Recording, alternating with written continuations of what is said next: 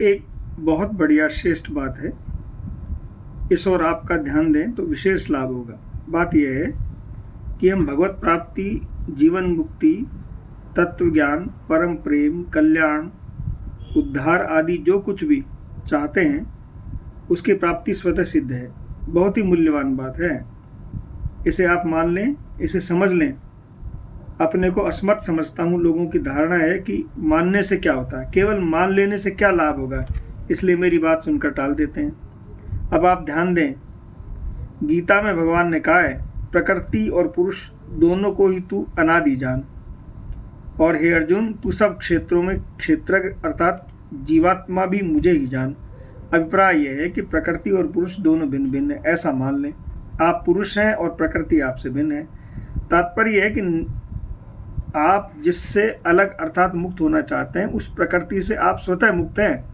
केवल आपने अपनी इच्छा से प्रकृति को पकड़ रखा है, उसे स्वीकार कर रखा है। प्रकृति को पकड़ने से ही दुख और बंधन हुआ है। इसे छोड़ दें, आप ज्यों के त्यों जीवन मुक्ति हैं।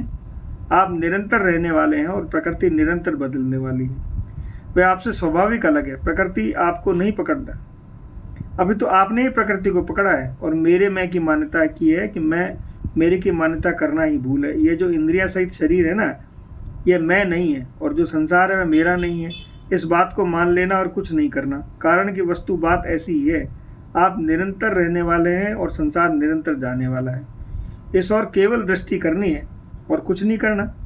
ये करना कराना सब प्रकृति संसार के राज्य हैं। जिसे क्षण ये विचार हुआ कि हम संसार से अलग हैं, उसी क्षण मुक्त हैं।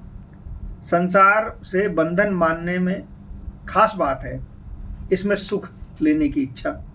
ये सुख लेने की इच्छा ही संपूर्ण दुखों, पापों, अनर्थों और दुराचार, अन्यायों आदि की जड़ है। जब तक सांसारिक पदार्थ, संग्रह और सुख भोगने की इच्छा रहेगी, तब तक चाहे कितनी ही बातें सुन लो, पढ़ लो, सीख लो, चाहे त्रिलोकी का राज्य प्राप्त कर लो, फिर भी दुख नहीं मिटेगा। ये पक्की बात है। संग्रह और सुख भोग की वृत्ति चेष्टा करने से नहीं मिटती। ये चेष्टा की बात ही नहीं है। आपने मैं मेरे की मान्यता की हुई है। मानी हुई बात न मानने से ही मिटना है, चेष्टा से नहीं। विवाह होने पर स्त्री पुरुष को अपने पति मान लेती है, तो इसमें कौन सी चेष्टा करनी पड़ती है? बस केवल मानना होता है। किसी से संबंध जोड़ने से और संबंध तोड़ने से सब स्वतंत्र है। वास्तव में हमारा संबंध केवल परमात्मा से है। भूल से हमें प्रकृति से संबंध जोड़ लिया। अब उसे माने, संबंध को तोड़ लेना है, बस यही तो काम है। परमात्मा से हमारा संबंध स्वाभाविक और सच्चा है, और प्रकृति से हमारा संबंध अस्वाभाविक और बनावटी है। अस्वाभाविक और बनावटी संबंध को तोड़ देना वह टूटेगा प्रकृति से अपना संबंध न मानने से। पहले आपको बालक मानते थे, पर अब क्या अपने को बालक मानते हो? तो जैसे बालक के साथ आपने मान्यता की थी, वैसे ही अब जवानी के साथ मान्यता कर ली। और मैं जवान हूँ, ऐसा मैं रोगी हूँ, मैं निरोग हूँ आदि मान्यताएं कर ली। वृद्धावस्था के साथ मान्यता कर ली और फिर मृत्यु के साथ मान्यता कर ली। विचार करें कि मान्यता करने के सिवा आपने और कौन सी चेष्टा की।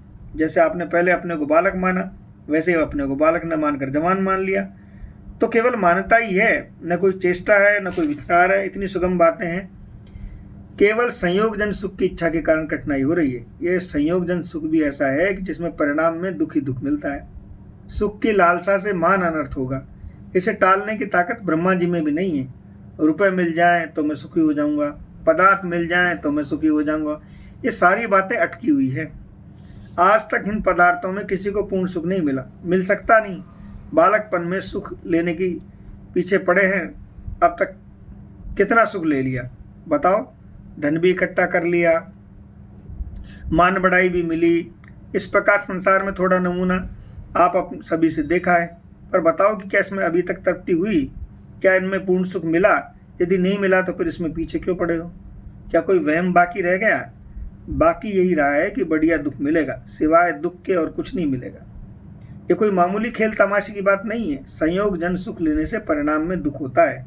सच्चा सुख आनंद से नहीं आता, अपितु भीतर से निकलता है। सच्चे सुख का अंत नहीं आता। एक बार मिलने पर फिर कभी छूटता नहीं है। जब तक बाहर का सुख लोगे, उसकी इच्छा करोगे, उसे महत्व दोगे, तब तक भीतर का सुख मिलेगा नहीं।